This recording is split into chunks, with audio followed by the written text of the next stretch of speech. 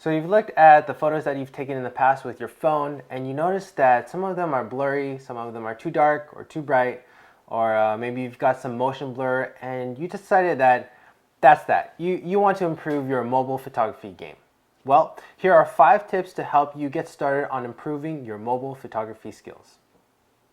Take note that I will be using the iPhone 11, but the principles that we'll be learning about today can be applied with anything that you take photos with, whether that's a DSLR or a camera, an iPhone camera or a Samsung, whatever it is, you can still apply the same principles that we are going to talk about today.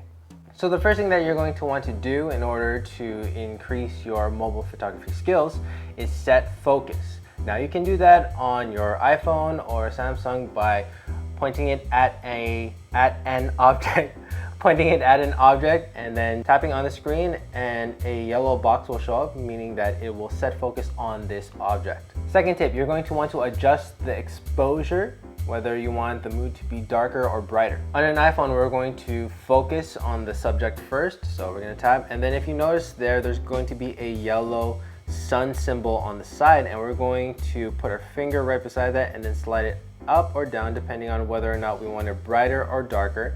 And if we wanted like a darker mood, we can bring it down just a little bit for the vibe that I'm going for, and this will change the brightness of the photo. Now keep in mind, if you tap on the box again, it's going to reset your exposure, so you want to be careful when you set it and then take your photo.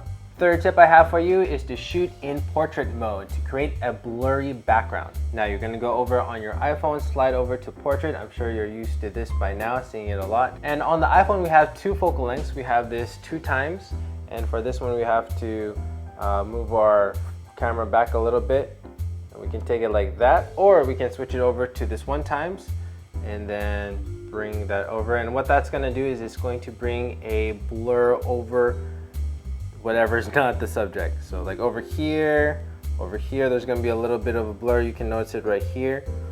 If we go over to the 2 times, we'll definitely see it there. So if you notice the outlet over there, it's a bit blurry. Shoot in portrait. Fourth tip I have for you is to make sure that your grid is turned on for guides. For me, I already have the grids on, but if you do not have it on yet, what you're going to do is you're going to go to settings, and you're going to scroll down to find the camera app setting, which is over here, right below photos. I'm going to click on that, and then I'm going to go all the way down where it says composition, and then I'm going to click on the grid, make sure it's turned on, make sure the green is there, and then go back, and it should show up on your camera thing. What's it called? Your screen, on your camera screen. So you'll see it there. That's the grids. And number 5, I want to tell you how to reduce blur in your photos. Now, sometimes you notice in your photos that when you take a photo, it's a bit blurry, like, let me see if I can get one, like this one.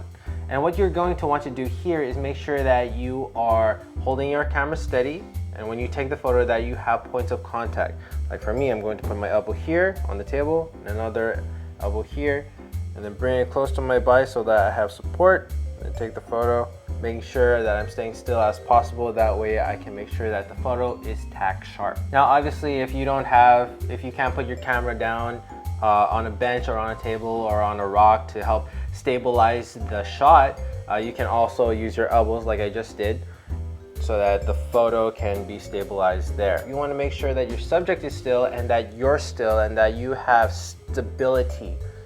You have stability so that you can take the photo and it'll be.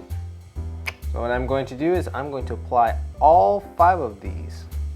Let's see, let's put it in portrait, and then I'm going to back up, take the photo from here using the grid as a guide for the rule of thirds. I'm putting the Torani name in the bottom right hand corner. Then take the photo carefully. My hands are on the table, and I've taken the photo, and that's what it looks like. Thanks for watching. Hope you got value out of this video. If you did, hit that like button and subscribe for more content like this one. Until next time, I'll see you guys in the next video.